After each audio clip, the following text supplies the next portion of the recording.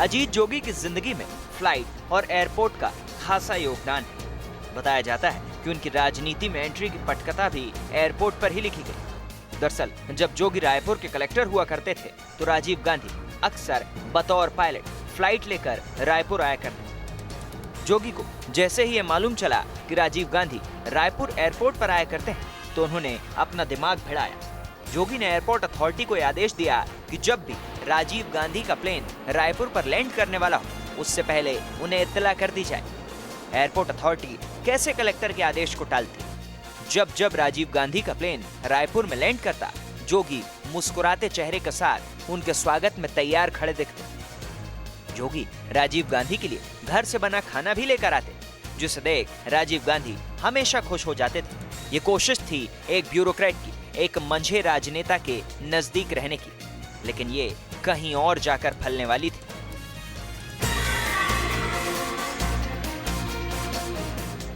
रायपुर के बाद जब अजीत जोगी ने बतौर कलेक्टर सीधी का कार्यभार संभाला तो सीधी के अंदर आता था चुरहट।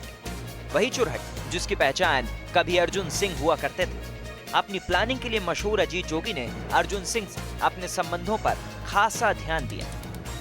अर्जुन सिंह की नजर जोगी के अंदर मौजूद एक शानदार राजनेता पर पड़ी। उनकी तेज तर्रार शैली, विकास के प्लान और राजनीति में रुचि उन्हें एक परफेक्ट राजनेता बनाती थी। जब भारतीय जनता पार्टी के जूदेव जी वहाँ चुनाव लड़ रहे थे और जो अर्जुन सिंह जी लड़ रहे थे खड़सिया से, विजय जुलूस जब निकल रहा था तो एक का भाजपा कोई कार्यकर्ता अर्जुन सिंह के साथ बदतमीजी कर दिए तो अजीत जोगी जी मच्छरदानी की डंडी लेकर उनको दौड़ाए। फिर तो पूरी जुलूस शांतिपूर्वक वहाँ से निकली। वो हर चीज़ में बहुत पारंगत थे और डरते नहीं थे, बहुत निर्भीक स्वभाव के भी थे और सच्चाई के रास्ते में चलते रहते थे। और उसमें यदि कोई उनको अड़ंगा लगाता था वो उसको किसी प्रकार की वो डर भय की बात नहीं रखते थे। हम लोग उनसे बहुत कुछ सीखे, 30 साल से उनके साथ रहे। जब अजीत जोगी जी सब अप्रैल 86 में जब राज्यसभा के पहली बार सदस्य बने, उसके बाद से लेकर आज तक हम लोग जोगी जी के साथ ही हैं। हर कदम में उनके साथ रहे हैं। बहुत सी राजनीति उनके साथ, मध्य प्रदेश से लेकर दिल्ली से लेकर रायपुर तक का हमने उनका साथ देखा है। ऐसा विरला नेता आपको मिलेगा नहीं। और इसी खातिर अर्जुन सिंह ने जब 1980 में मुख्यमंत्री की गद्दी संभाली तो इंदौर के कलेक्टर पद पर बैठे अजीत जोगी को कांग्रेस की टिकट पर राज्यसभा जाने का न्योता दिया।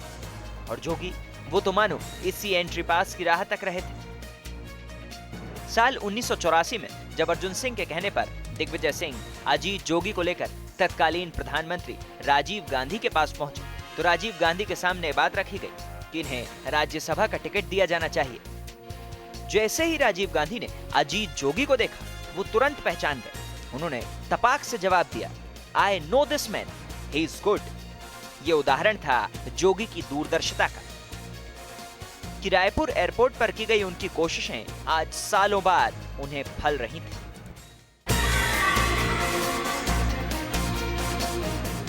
बिलासपुर के पेंड्रा में जन्म लेने वाले 74 साल के अजीत जोगी के नाम कई अनोखे कीर्तिमान भी हैं। उससे जुड़े कई रोचक किस्से भी। अजीत जोगी ने इंदौर में 5 साल कलेक्टर बने रहने का रिकॉर्ड बनाया। देश में पहला ऐसा रिकॉर्ड है जिसे किसी जिलाधिकारी ने बनाया हो। जोगी 27 जून 1981 से 7 जून 1986 तक इंदौर के कलेक्टर रहे। इंदौर के कलेक्टर रहने के दौरान अनंत चतुर्दशी पर उन्होंने घुड़सवारी की प्रथा शुरू की और खुद घोड़े पर पहली बार निकले। वहीं इंदौर में कलेक्टर रहने के दौरान उन्होंने पूरे जिले के हर गांव की पदयात्रा की थी। वहीं जोगी पहले ऐसे आईएएस रहे जिन्होंने लगातार 12.5 साल कलेक्टर का पद संभाला। साल 1974 से 1986 तक उन्होंने सीधी, शहडोल, रायपुर और इंदौर में कलेक्टर का पद संभाला। ये भी अपने आप में एक नायाब रिकॉर्ड है। लेकिन एक जिले में लगातार 5 साल तक डीएम रहना, ये कला भी अजीत जोगी को ही आती थी।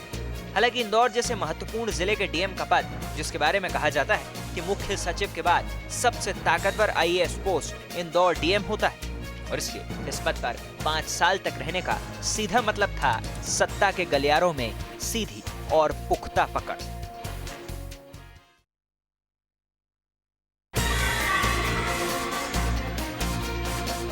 शुक्रवार को 74 साल की उम्र में दुनिया को अलविदा कहने वाले छत्तीसगढ़ के पूर्व सीएम अजीत जोगी इंदौर के कलेक्टर भी रहे। 5 साल तक जिले के कलेक्टर की जिम्मेदारी निभाने वाले अजीत जोगी को वहां के बुजुर्ग आज भी याद करते हैं। तेज तर्रार छवि के अजीत जोगी के पास समस्या लेकर जाने वाला कोई भी शख्स निराश होकर नहीं लौटता था। यहाँ तक कि जोगी गरीबों और पीड़ितों की रुपए पैसे देकर भी मदद किया करते थे।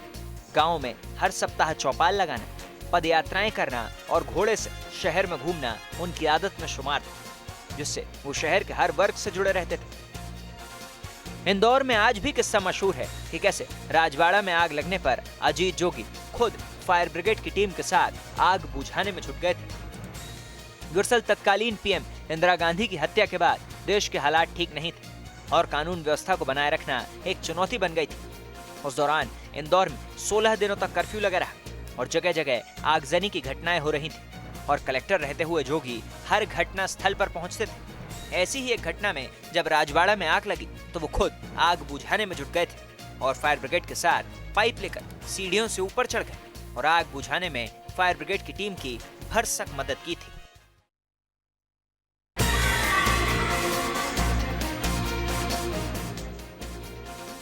अजीत जोगी अपनी राजनीति को लेकर एकदम फोकस थे। वो जानते थे कि क्या करना है और कैसे करना है।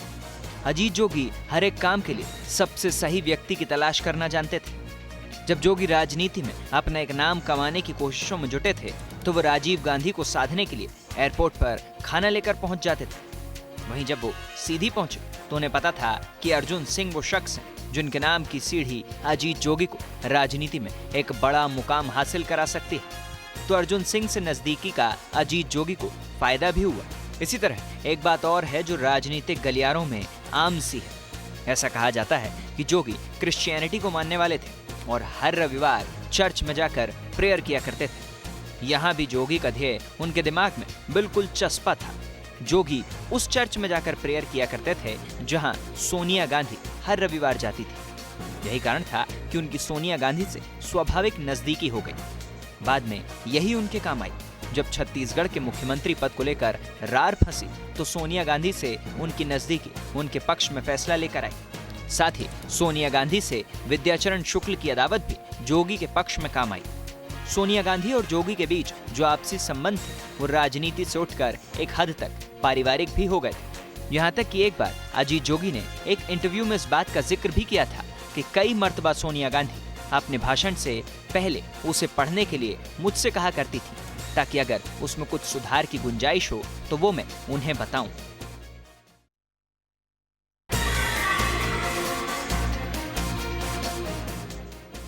अजीत जोगी हवा का रुख जानते थे, इसलिए जब वो कांग्रेस के साथ सियासत शुरू कर रहे थे तो उन्होंने मध्य प्रदेश के सीएम रहे अर्जुन सिंह को अपना गुरु बना लिया। राजीव गांधी के काल में कांग्रेस के अंदर अर्जुन सिंह की खूब धाक हुआ करती थी और इसलिए जब जोगी के सर पर इतने बड़े नेता का हाथ आया तो वो धीरे धीरे अविभाजित मध्य प्रदेश के बड़े नेता बनने लगे। अजीत जोगी खुद को पिछड़ी और अति पिछड़ी जातियों का नेता मानने लगे थे और इसलिए उनकी महत्वाकांक्षा भी जोरों पर थी। उस वक्त का एक किस्सा मशहूर है कि जब अजीत जोगी को 5 साल बाद इंदौर कलेक्टर पद से तबादला करके डेयरी संघ मांगलिया के प्रबंधक का पद दिया गया तो वो अपने पद के ग्रहण करने के लिए न जाकर भोपाल की ओर रवाना हो गए। जब उनके पीए बीएम भट्ट ने उनसे सवाल किया कि साहब हम भोपाल क्यों जा रहे हैं, तब जोगी का जवाब था अब बहुत हुआ कलेक्टर, अब तो सीधे सीएम बनने की बारी आ गई। इस कथन से अजीत जोगी की महत्वाकांक्षा का अंदाजा लगाया जा सकता है और इसलिए जब 1993 में कांग्रेस के हाथों में अविभाजित मध्य प्रदेश की सत्ता आई तो वो उस दिग्विजय सिंह को भी अपने खिलाफ सीएम का चेहरा मानने लगे जिसने कभी उनके नाम की सिफारिश राजीव गांधी के सामने की थी। हालांकि जोगी की दावेदारी चली नहीं। दिग्विजय सिंह ज्यादा बड़े कद के नेता थे और इसलिए सीएम वो ही बने, लेकिन जोगी के मन की महत्वाकांक्षा जरूर और उबाले मारने लगी। विजय सिंह जी और जोगी जी की बहुत पुरानी मित्रता है। दोनों ने एक साथ इंजीनियरिंग करी, वो भी इंजीनियरिंग करते थे इंदौर में, जोगी जी भोपाल में पढ़ाई करते थे, तब से दोनों की दोस्ती है। और जब जोगी जी कलेक्टर थे, दिग्विजय सिंह जी इंदौर आया करते थे मंत्री होने के नाते, विपक्ष के विधायक होने के नाते, तब भी वो सर्किट हाउस या रेसिडेंसी कोठी में नहीं रुकते थे, वो हमारे निवास में ही रुकते थे। और जब जोगी जी पहली बार सांसद बन के दिल्ली गए तो उनका मुझे याद है दोपहर का भोजन दिग्विजय सिंह जी का जो ससुराल है दिल्ली के गोल मार्केट में, वहां से उनका भोजन आया करता था। और जब जोगी जी के मन में बहुत असमंजस था कि मैं आईएएस की नौकरी छोड़ूं और राज्यसभा में प्रवेश करूं, राजनीति में प्रवेश करूं, उस समय भी उन्होंने अगर किसी से बात करी, किसी से चर्चा करी, तो वो दिग्विजय सिंह जी से ही करी। और दिग्विजय सिंह जी ने उनको तब बोला था कि अगर आप राजनीति में आते हो तो मध्य प्रदेश में जब कभी आदिवासी मुख्यमंत्री बनने की बात आएगी तो आपका नाम जरूर रहेगा। ये उन्होंने उस समय भविष्यवाणी करी।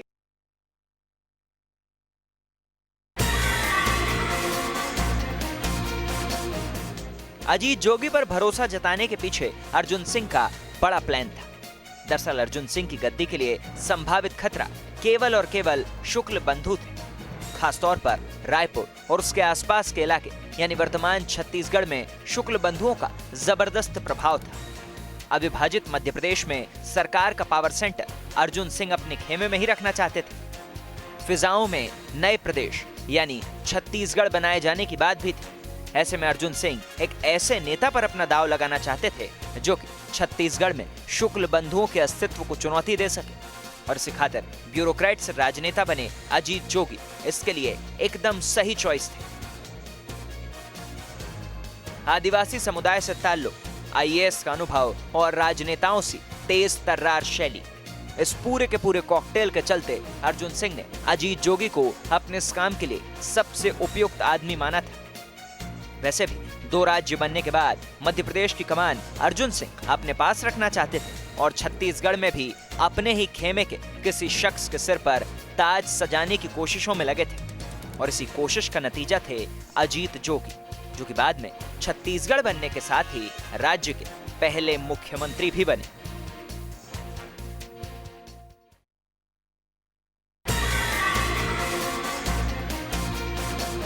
साल 1998 में एयर इंडिया का एक विमान हवा में था। प्लेन में 4 लोग मौजूद थे। पूर्व केंद्रीय मंत्री माधवराव सिंधिया, मंत्री सुभाष यादव, राज्यसभा के सदस्य अजीत जोगी और तत्कालीन युवा कांग्रेस अध्यक्ष गोविंद सिंह राजपूत। माधवराव सिंधिया ने ऐलान किया कि हमारे साथ 2 भावी मुख्यमंत्री सफर कर रहे हैं। सुभाष यादव जो कि मध्य प्रदेश की कमान संभालेंगे और अजीत जोगी छत्तीसगढ़ की। छत्तीसगढ़ के निर्माण की बात अभी ग्राउंड पर आई भी नहीं थी और केंद्र में बैठी वाजपेयी सरकार इस पर विचार कर रही थी। लेकिन जोगी इस बात से पूरी तरह से तैयार थे। नए नवेले प्रदेश की कमान संभालने पूरी तरह से तैयार। और जब छत्तीसगढ़ बना तो पहली ताजपोशी अजीत जोगी की ही हुई।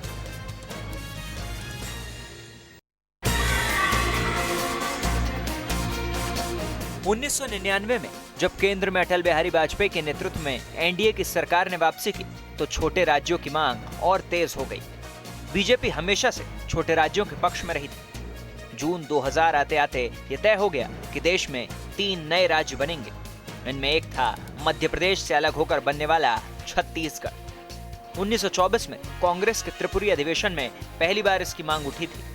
जुलाई 2000 में छत्तीसगढ़ राज्य के गठन को हरी झंडी मिल गई थी।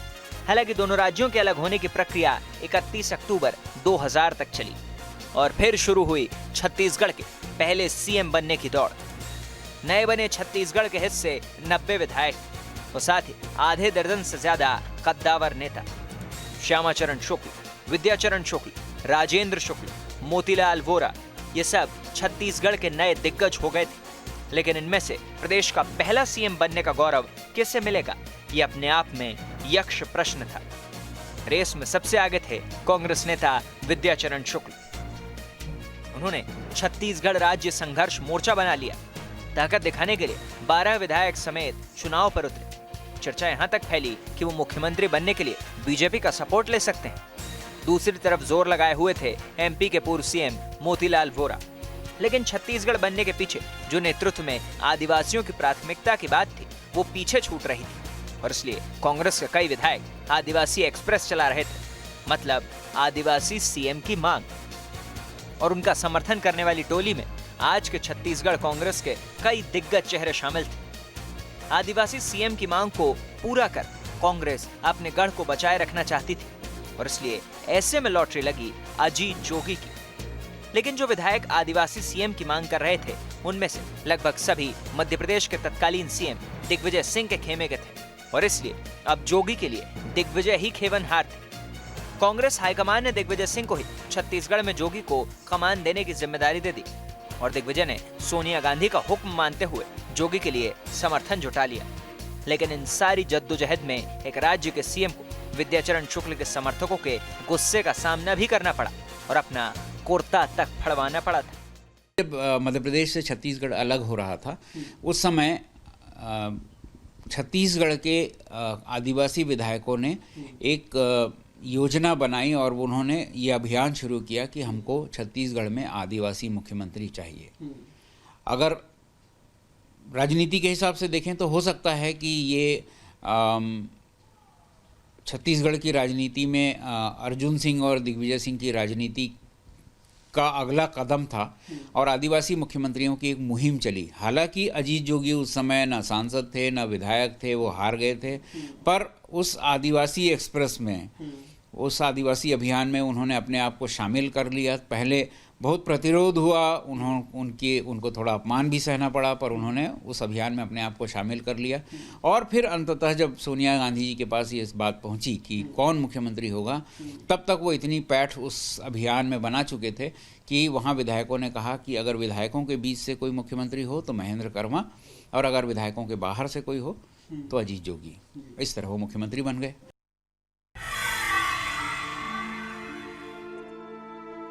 जब अजीत जोगी इंदौर के कलेक्टर थे तो उनकी जिंदगी का सबसे बड़ा दुख उनके सामने आया। एक पिता के लिए उसकी संतान सब कुछ होती है। अजीत जोगी भी मानवीय संवेदना से परे तो थे नहीं। इंदौर के डीएम रहने के दौरान अजीत जोगी की इकलौती बेटी ने घर में फांसी लगाकर आत्महत्या कर ली थी। जाहिर सी बात थी, जब अजीत जोगी इंदौर में ही रहा करते थे और इसलिए उन्होंने अपनी बेटी के शव को इंदौर में दफना दिया। लेकिन जब अजीत जोगी छत्तीसगढ़ के पहले सीएम बने तब फिर उन्हें अपनी बेटी की याद सताने लगी। बेटी को तो वापस नहीं लाया जा सकता था, लेकिन यादों को करीब जरूर लाया जा सकता था और इसलिए तत्कालीन सीएम अजीत जोगी ने अपनी बेटी की कब्र को इंदौर से खुदवाकर बेटी के कॉफिन को अपने पैतृक आवास प्लेन से मंगवा लिया और फिर अपनी बेटी के अवशेषों को उन्होंने अपने पैतृक गांव में ही दफनाया।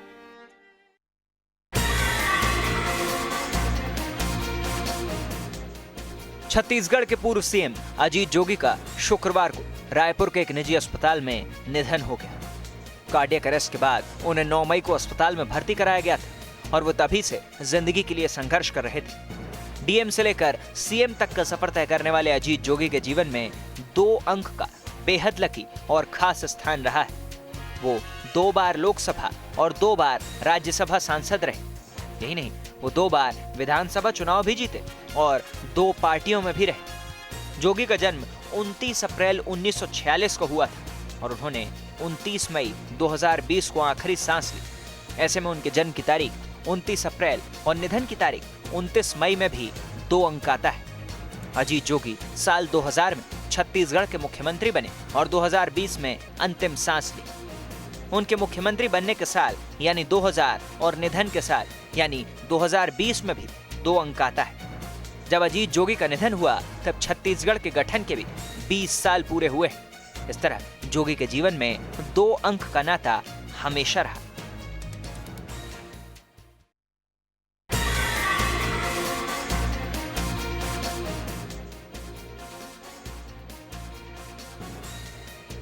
शुक्रवार को लगभग 3:30 बजे जैसे ही अजीत जोगी की मौत की खबर आई, किसी को भी इस बात का भरोसा नहीं हो रहा था, क्योंकि इससे पहले भी कई बार अजीत जोगी मौत से मुकाबला कर चुके थे। मौत दरवाजे के अंदर तक आई मगर खाली हाथ लौट गई। जोगी का मौत से पहला मुकाबला। शादी को सिर्फ 2 हफ्ते बचे थे। रीवा में कलेक्टर कॉन्फ्रेंस के बाद अजीत जोगी सिनेमा देखने गए थे।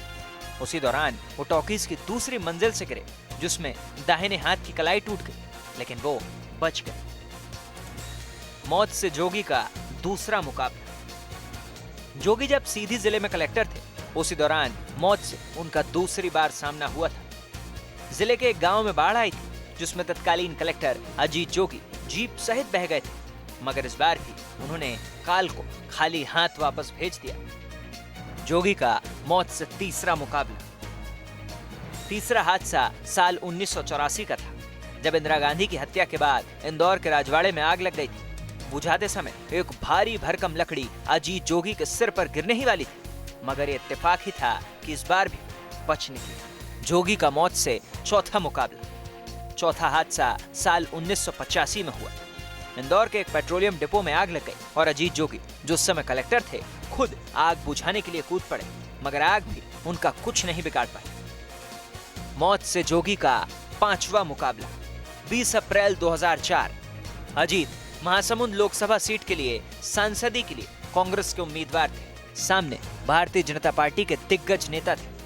अजीत जोगी कांग्रेस महासचिव मेहदरलाल साहू के साथ कार से जा रहे थे। गरियाबंद के पास उनकी कार एक पेड़ से टकरा गई। ये दुर्घटना इतनी भयानक थी कि जब जोगी को अस्पताल में लाया गया तो किसी को भी उम्मीद नहीं थी कि वो बच पाएंगे। इस सड़क हादसे के बाद उनके कमर के नीचे के हिस्से ने काम करना बंद कर दिया। जोगी के पैर को लकवा मार गया। उसके बाद जोगी कभी व्हीलचेयर से नहीं उठ पाए, लेकिन अजीत जोगी अपने जीवन के अंतिम दिनों तक अपनी इच्छा शक्ति और जिजीविषा के बल पर राज्य के सर्वाधिक चर्चित नेता बने रहे। उनके विरोधी भी कहते थे कि जोगी व्हीलचेयर के सहारे नहीं, विल पावर यानी इच्छा शक्ति के सहारे। इस गंभीर दुर्घटना में उनकी गर्दन के पास की हड्डियां टूट गई थी। अजीत जोगी का ये पांचवा बड़ा मौत से मुकाबला था। मौत को यहाँ भी मात दे दी, मगर हमेशा के लिए व्हीलचेयर को सहारा बनाना पड़ा। मौत से जोगी का छठा मुकाबला। 4 सितंबर 2005 को भी कुछ ऐसा ही मंजर आया, जब अजीत जोगी का बीपी कंट्रोल में नहीं आ रहा था।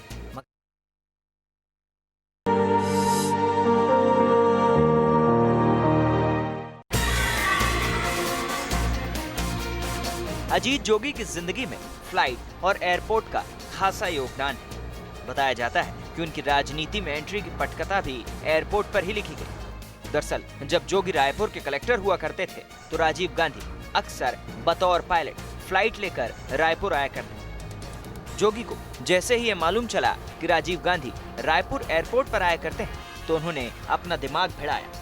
जोगी ने एयरपोर्ट अथॉरिटी को आदेश दिया कि जब भी राजीव गांधी का प्लेन रायपुर पर लैंड करने वाला हो, उससे पहले उन्हें इत्तला कर दी जाए। एयरपोर्ट अथॉरिटी कैसे कलेक्टर के आदेश को टालती? जब राजीव गांधी का प्लेन रायपुर में लैंड करता, जोगी मुस्कुराते चेहरे के साथ उनके स्वागत में तैयार खड़े दिखते। जोगी राजीव गांधी के लिए घर से बना खाना भी लेकर आते, जिसे देख राजीव गांधी हमेशा खुश हो जाते थे। ये कोशिश थी एक ब्यूरोक्रेट की, एक मंझे राजनेता के नजदीक रहने की, लेकिन ये कहीं और जाकर फलने वाली थी।